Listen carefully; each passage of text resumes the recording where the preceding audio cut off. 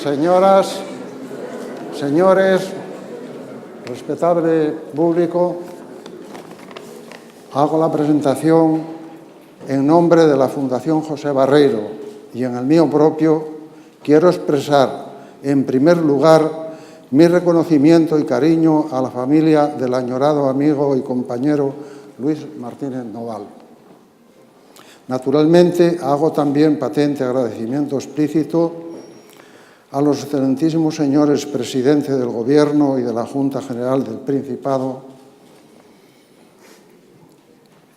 a las autoridades universitarias, a quienes compartieron con Luis altas responsabilidades gubernamentales e institucionales a nivel nacional y regional, y en general a todos los que nos acompañan hoy y en su día colaboraron con Luis en las más altas y diversas tareas académicas y políticas.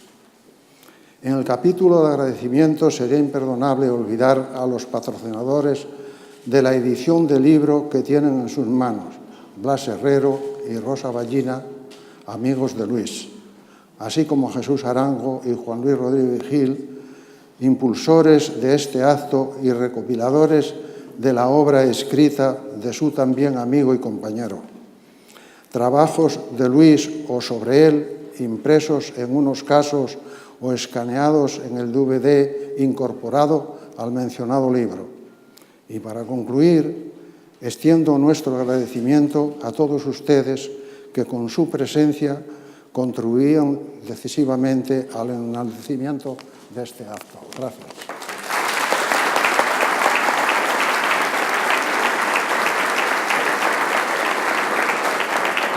Tiene la palabra Jesús Arango. Bueno, yo, si me permite el presidente, me voy a hacer la intervención sentado. Señor presidente de la Fundación José Barreiro, señor secretario general de la Federación Socialista Asturiana, señoras y señores, amigas y amigos. En primer lugar, darle las gracias por acompañarnos en este acto de recuerdo a Luis Martínez Noval, y me van a permitir dos saludos especiales. Uno a Pilar y a la familia de Luis Martínez Noval, que ha colaborado y tenido el apoyo de todo este trabajo. Y el otro saludo especial me lo van a permitir a los colaboradores de Luis en el Ministerio de Trabajo que están hoy aquí, a Carlos Navarro, su secretario, a Adolfo Jiménez, secretario general de la Seguridad Social, a Francisco González de Lena, secretario general técnico, y a Manolo San Pedro, jefe de gabinete. Hablar de Luis me trae recuerdos, monta el tío vivo de los recuerdos, y me acuerdo cuando íbamos a Candás a comer chopa a la sidra, cuando alternábamos el gato negro y el ferroviario para compartir tertulias y sidra. Me recuerda aquellos viejos tiempos donde mano a mano redactábamos programas de los concejos de Asturias para las primeras elecciones municipales del 79 en la vieja sede de la FSA. Y años más tarde me recuerdan las conversaciones a última hora del día en el Ministerio de Trabajo después de tensas y largas negociaciones con agentes sociales. Pero no voy hoy aquí a hablar de los tiempos compartidos de Luis, vengo a otra cosa más prosaica, que es hablar del contenido del libro. Y como el mismo Luis decía en el homenaje, en un lejano ya 8 de marzo, Día de la Mujer Trabajadora, en un homenaje a otra socialista ejemplar que fue Pula Tomás, cuando las intervenciones arrastran sentimientos, tienen que ser cortas. Y yo voy a intentar ser corto y dedicar solamente unas pequeñas semblanzas a Luis Martínez Noval y una descripción de lo que es el libro que hoy presentamos aquí. Luis Martínez Noval forma parte de una generación de economistas que íbamos a la facultad a aprender economía para intentar mejorar las condiciones de vida de la gente, que, por cierto, es la definición que hace de economía un brillante economista como Baumol, que dice que la economía, su función principal es la lucha contra la pobreza. Y hoy se va a las facultades de económicas, normalmente, mayoritariamente, a aprender a ganar dinero. Fruto de aquella motivación, Luis, como otros economistas, decidió en su momento participar activamente en la lucha, en la militancia política, para intentar modernizar un viejo país que trataba de resituarse en el sistema democrático del continente europeo. Con esa decisión que tomó Luis, se perdió lo que los economistas llamamos el coste de oportunidad que tuvo esa decisión, es decir, aquello que se perdió fue un gran profesor universitario de economía. Ese fue el coste que Luis dejó al entregarse a la militancia y a participar en aquel proyecto de la transición y después. Luis le gustaba escribir y escribía bien y escribió mucho. Por el camino han quedado muchos escritos que no tienen su nombre, en forma de ponencias marco, de programas, de estudios, de documentos internos del partido. Y en este libro solamente recogemos aquellos que han sido publicados con su nombre. El libro, antes de entrar en el libro, yo quisiera hacer, antes de que se me olvide, un agradecimiento a personas e instituciones. En primer lugar, a Blas Herrero y Rosa Ballina por hacer posible esta publicación. A continuación, a Editorial Prensa Asturiana por cedernos el archivo fotográfico para las imágenes. A la Fundación José Barreiro, y especialmente quiero nombrar a su director Manuel Fernández de la Cera y a los colaboradores que allí trabajan, Adolfo, Tere y José, por las facilidades y el apoyo que nos dieron en el material audiovisual y las fotografías. Y a Francisco García de Ujoa por todo el trabajo que realizó a lo largo de la edición del libro. Volviendo al tema del libro, el libro lo que hicimos fue una decisión, la pequeña historia del libro es una decisión que tomamos Juan Luis y yo en el día 31 de marzo, un día antes del entierro de Luis, en presencia de Blas Herrero, que creíamos que lo más importante como homenaje a Luis era, en momentos de tristeza de un amigo que se iba, era recordarlo, que se recordase por su obra escrita. A partir de esa idea, hablamos con Pilar, a ver qué trabajos había. Pilar nos dice que Luis había cambiado de ordenador recientemente, que estaba la tesis y algunos escritos. A continuación, yo me puse en contacto con Francisco González Elena, que está en el Consejo Económico y Social, para intentar buscar escritos por los buscadores de Internet. Bueno, a partir de ahí, pues, buscamos, hicimos un inventario de toda la obra escrita y publicada por Luis. El volumen era tan grande que llegamos a la conclusión que eso no era publicable en un libro. Entonces hubo que seleccionar, partiendo de que su obra principal es la tesis doctoral sobre pensiones públicas o privadas, y lo que hicimos después fue seleccionar 4 artículos. Un artículo, el primero, fue el primer artículo que escribió Luis en el año 79, que escribimos juntos para la revista Papeles de Economía Española, sobre los aspectos espaciales de la crisis de aquel momento. El segundo artículo es un artículo que hizo Luis para una obra colectiva coordinada por Alfonso Guerra y José Félix Tezanos, de 10 años de gobierno socialista, sobre un tema poco tratado por los economistas entonces y ahora, que es la distribución de la renta en España. El tercer artículo que seleccionamos fue un artículo que escribió con Pilar sobre las proyecciones de la Seguridad Social, que se publicó en el año 2009, y el cuarto artículo fue un texto, quizá de los últimos que Luis escribió largos, en el 2010, para un libro homenaje también a otro gran socialista, un diputado y profesor universitario que fue Juan Muñoz. A esa selección hemos agregado yo creo que la intervención más representativa de Luis, que fue como portavoz del Grupo Parlamentario Socialista en la investidura de Aznar en el año 2000. Esos son los textos que van incluidos en el libro. Como el material que habíamos recogido era todo, prácticamente, se tomó la decisión de escanearlo y publicarlo en DVD. Y aprovecho porque ya pregunté a varias gente, el DVD está al final del libro, pegado en la contraportada, porque hubo mucha gente que no lo encontraba. Bueno, pues el DVD tiene 4 bloques. Uno son vídeos, bueno, hay una introducción que explica el DVD y hay 4 bloques. Uno es de vídeos, son 4 vídeos. La calidad de algunos no es muy buena, pero el recuerdo es fundamental. Es el discurso que hace Luis cuando es elegido secretario general de la FSA en 1988. Yo llevo en mi móvil siempre algunas palabras de ese vídeo, donde recuerda la importancia de preocuparse no solamente por lo que pasaba en Asturias, sino por lo que pasaba en Extremadura, en Galicia y en otras regiones españolas. El otro es un vídeo de su toma de posesión como ministro de Trabajo en el año 90, y los otros dos son dos vídeos modernos que recogen el homenaje que le dio el Grupo Parlamentario Socialista en el Congreso el pasado octubre del 2013 y el perfil de Luis que se elaboró para tal homenaje. Después, el otro bloque son los 28 artículos, además de los que están en el libro, que están escaneados ahí, que publicó Luis entre 1980 y 2013, porque incluso publicó uno poco antes de fallecer. No voy a entrar en la temática variada, mercado de trabajo, fondos, pensiones, etc. El tercer bloque del DVD es los artículos que logramos recopilar de la prensa diaria. Ahí hay 22 artículos publicados entre 1982 y 2012 en el diario El País y el diario La Nueva España. Y el último bloque, que son 43 entradas o posts, como se dice ahora, son los escritos de Luis en el blog de Fabianos, que él impulsó y que escribió esos 43 entradas sobre temas muy variados y muy interesantes en un año, entre febrero del 2012 y el 24 de marzo de 2013, poco antes de fallecer, publicó el último. Luis se ha ido hace un año. Este libro es un sentido homenaje al amigo y al compañero para mantener su memoria. Luis estará siempre con nosotros a través de sus escritos y de su ejemplo de vida. Yo estoy seguro, que si hubiese una actualización del libro Asturias y sus hombres de Andrés Saborit, Luis ocuparía un lugar destacado en esa actualización.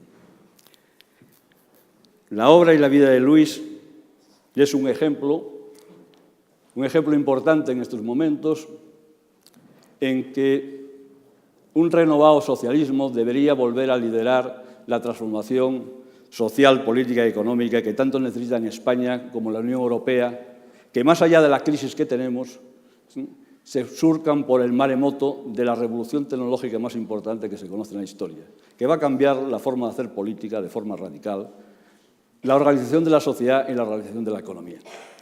La figura de Luis, jacobino, con ideas y convicciones profundas y versátil y flexible en sus instrumentos, como señala Felipe González, en ese camino que Antoni Giddens llamaba el mundo desbocado de la globalización, siempre será una figura de referencia. Y llegado aquí, y para no cansarles, y estuve dudando, voy a leerles un trozo de un mensaje que recibí, si esto funciona, vamos a ver si funciona, de una persona que no conoció a Luis directamente, pero que recibió el libro y la citación en homenaje. Es una colega, una catedrática de Economía de la Universidad del País Vasco, que se disculpa por no estar aquí, y me dice lo siguiente.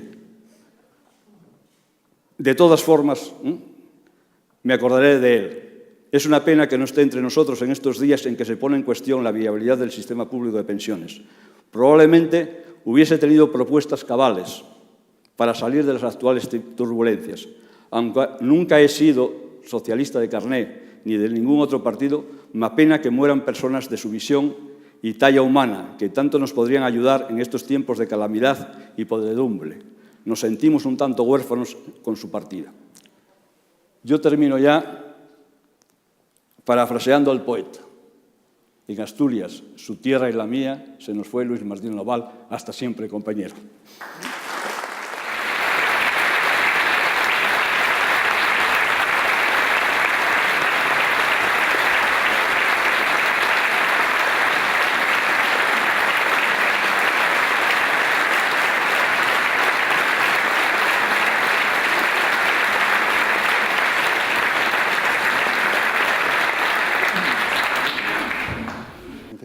Paso la palabra a Juan Luis Rodríguez Gil.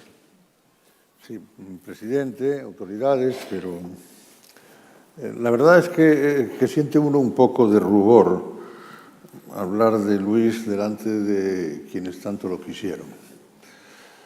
Pero es verdad que le toca a uno referirse a aquellos aspectos que, por lo menos a mí, me han causado siempre en él más admiración y más cariño.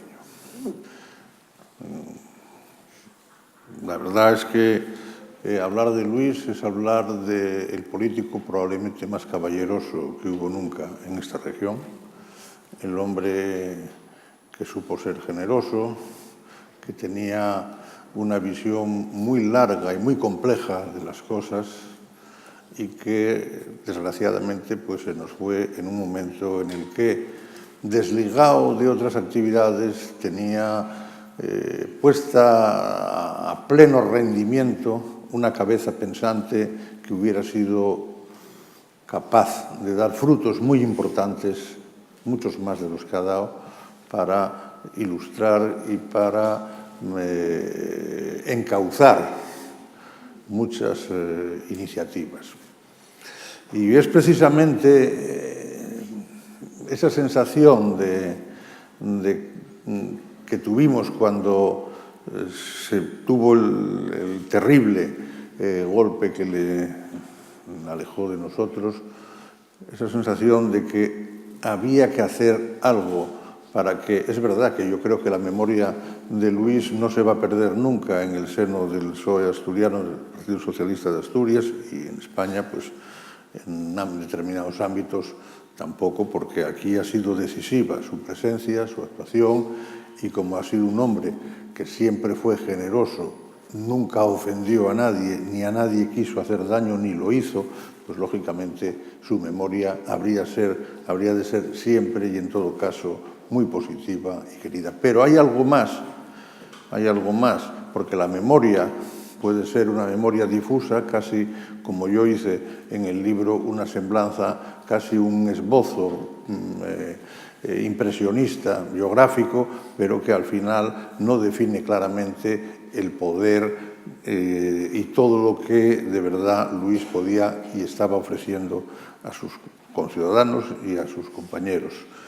Y eso fue lo que nos llevó a pensar inmediatamente de su fallecimiento en la necesidad de recoger y hacer transmitir a todos aquellas cosas que él mejor sabía y que realmente comprendían su mejor aporte. Luis, la forma personal y aprendida de ser economista o de actuar como economista de Luis le vinculaba necesariamente hacia una visión de la sociedad justa y en la que él lógicamente incidió básicamente en aquellos aspectos de la economía que tenían una relación mayor con la justicia social y especialmente en un tema que le interesó desde siempre, desde los inicios de su vida política, que es la seguridad social, el cual yo creo que tiene aportes decisivos. Bueno, pensamos que todo esto y sobre todo el enorme esfuerzo que había hecho Luis Martínez Noval cuando dejó el Consejo, el Tribunal de Cuentas, o mientras estuvo allí, viniendo pues como un recién licenciado terminado la carrera, con todo el bagaje que tiene en España ser exministro, ser ministro del Tribunal de Cuentas, etcétera, llegarse a la facultad, sentar, seguir los cursos del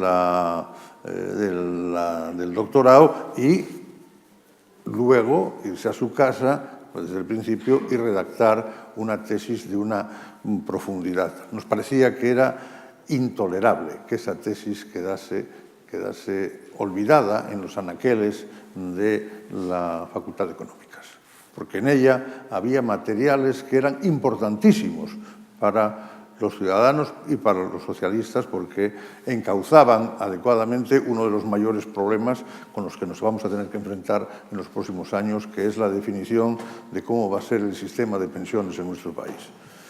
Y bueno, lo pensamos, y pensamos que la única manera seria de hacerlo era, de verdad, plasmar todo eso en un libro y hacer que el libro tuviese la mayor difusión posible, y sobre todo la mayor difusión posible entre aquella gente que tiene necesariamente que formarse, que estudiar y que tener un pensamiento riguroso.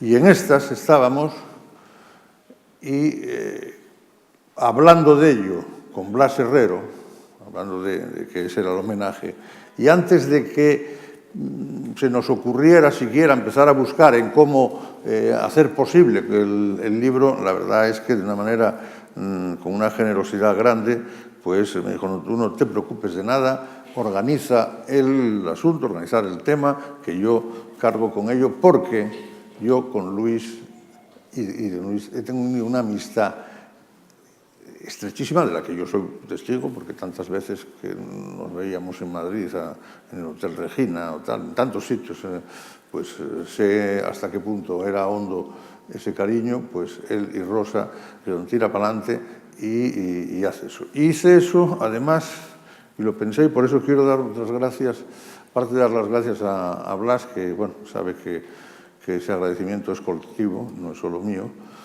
Tengo que dar las gracias a Francisco, el gerente de UJOA, porque es verdad que antes de que nosotros pensáramos, ni nadie, en cómo íbamos a organizar la edición del libro, yo recibí un correo de Francisco diciéndome que, sin él saber, ni mucho menos que la edición, bueno, digamos que no tenía problemas de financiación, él se ofreció a hacer el libro también con cargo a su empresa, cosa que a mí en su momento me emocionó enormemente. Se lo trasladé a Blas, que era tal, y me dijo pues a ESI, porque realmente está tan implicado como nosotros en la efectividad que requiere que condensa este libro, ¿no? Y Jesús realmente ha hecho un trabajo extraordinario, sin el cual pues el libro sería muy distinto, porque ha hecho un trabajo de búsqueda, de recopilación de datos, de movimiento en sitios que solamente él podía hacer, porque es el que tenía los contactos precisos para hacer que el libro tenga hoy esta densidad. Yo estoy totalmente convencido de que este libro, que debería ser de lectura obligatoria para los cuadros, por lo menos aquellos cuadros, bien sea intelectuales, bien sea cuadros políticos del PSOE, que de verdad tengan interés por los fundamentos reales de la justicia social, y uno de ellos no cabe la menor duda, que es el sistema de seguridad social, y debería ser de lectura obligatoria, porque la gente tiene la obligación también de no hablar de oídas, sino de hablar con fundamento de las cosas. Este libro a mí me produce una gran satisfacción, porque ha salido un libro hermoso y un libro que va a servir para que esa memoria de Luis no solamente quede en lo que decía, en una memoria amable, de persona extraordinaria como político, sino también la memoria de una persona que intelectualmente tenía una cabeza muy poderosa y que ejercitaba esa aptitud intelectual en una dirección muy positiva y siempre en la búsqueda de la justicia social y en búsqueda de tal. Yo, en la pequeña biografía, un pequeño esbozo biográfico que ponía en el libro, se me ocurrió una frase, porque a algunos no les gustará, a otros sí. Yo decía lo digo ahí, que realmente si Luis hubiera vivido hace 2000 años, pues seguramente se hubiera enrolado en las filas de aquella horda de desarrapados que seguían a Jesús y que realmente, bueno, intentaron cambiar, por lo menos en aquel tiempo, lo que era una sociedad esclavista y una sociedad tremendamente injusta. Y hubiera sido de los que hubieran escrito para que los del futuro que siguieran esa línea supieran que había bases ideológicas fuertes sobre las que moverse en una dirección de progreso y de cambio. Y eso es lo que yo creo que se puede decir mejor de Luis. Muchas gracias a todos. Y sobre todo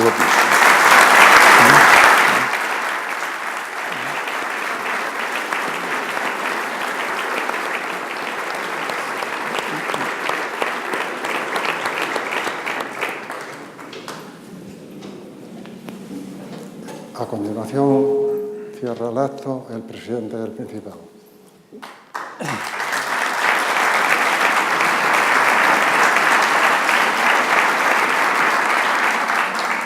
Muy buenas tardes y muchas gracias en nombre de la Federación Socialista y en el mío propio por asistir a un acto que tiene un contenido simbólico y es tan emotivo para los socialistas asturianos.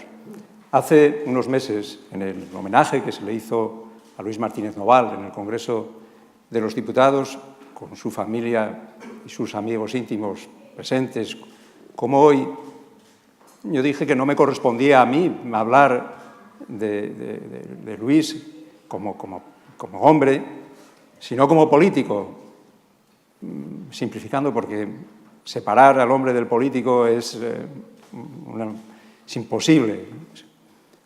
Pero insisto en lo mismo porque, verán, yo que quería mucho a Luis en privado, lo admiraba más todavía en público, si cabe, sobre todo por la falta de soberbia, por la falta de hinchazón, de engreimiento, porque era un hombre extraordinariamente sencillo y, sin embargo, tenía un gran rigor y una extraordinaria capacidad y honradez intelectual.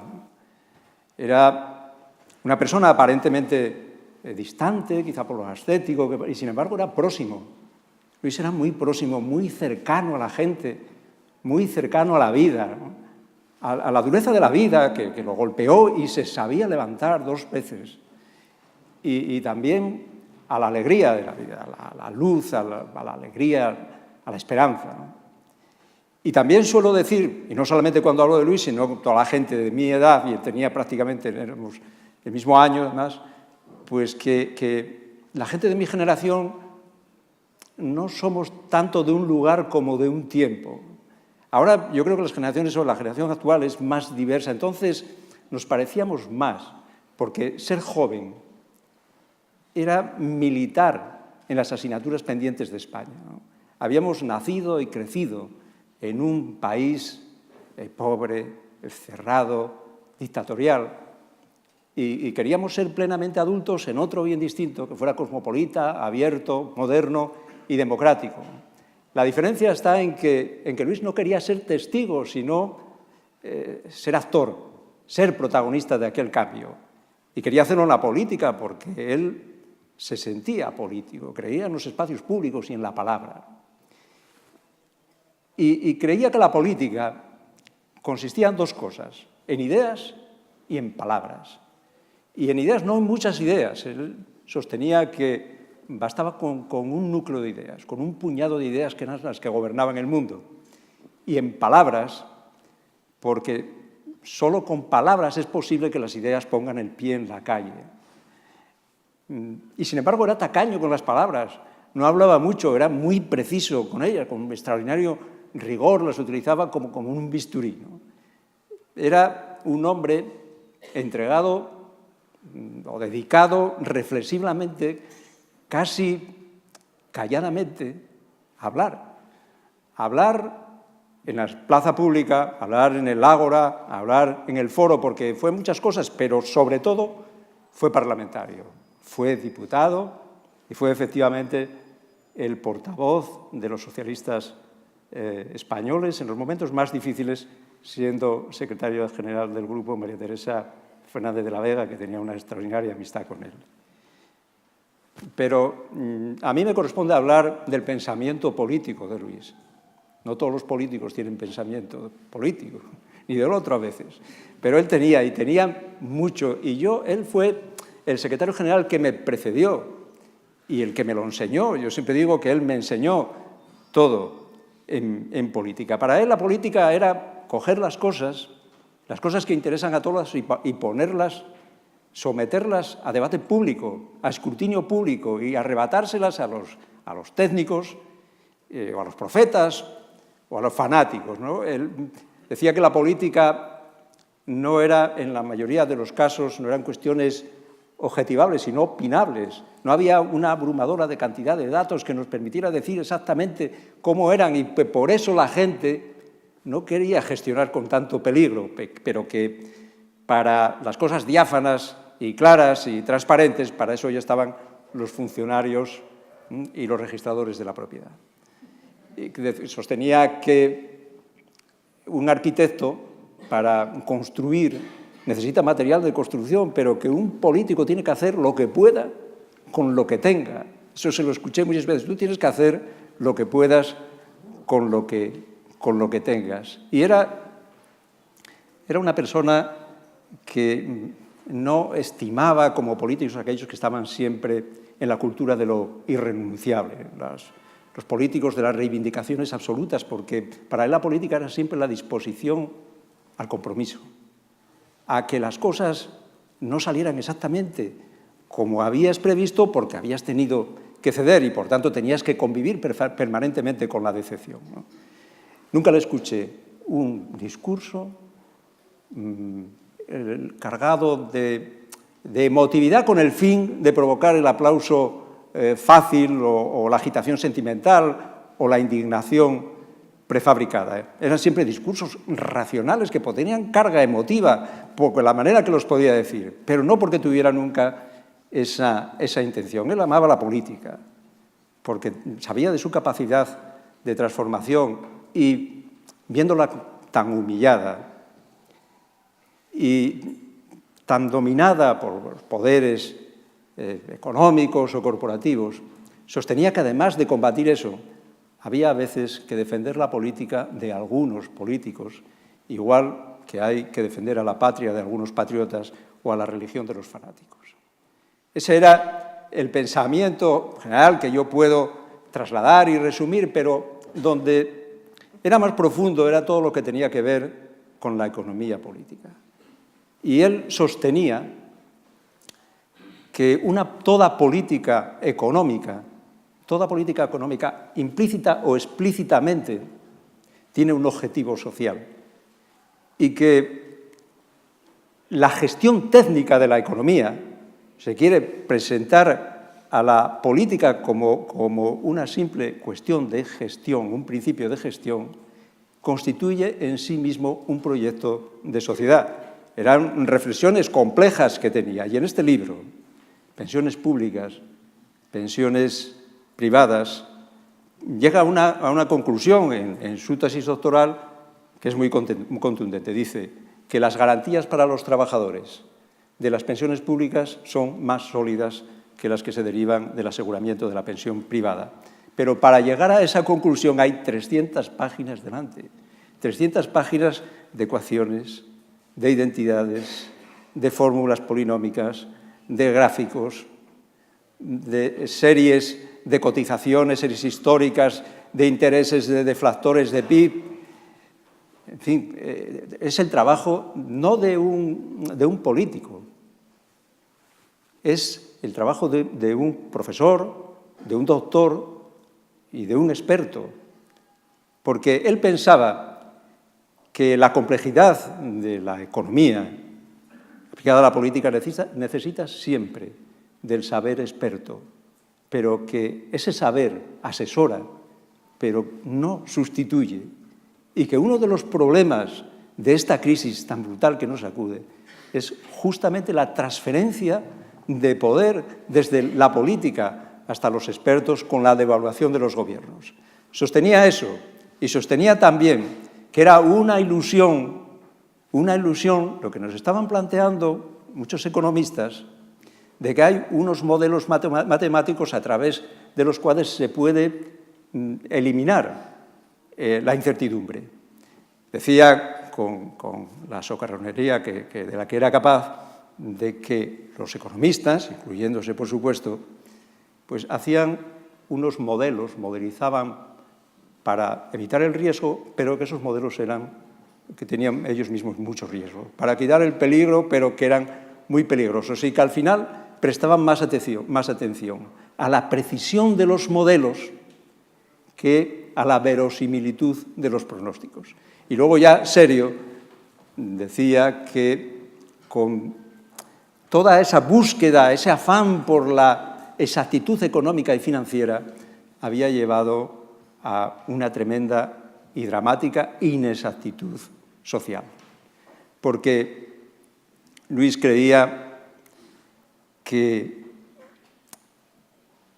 los mercados no son curvas, una de oferta y demanda que se cruzan en un precio, sino que son instituciones sociales, que son construcciones humanas, históricas, y que los precios son disposiciones psicológicas y son convenciones sociales.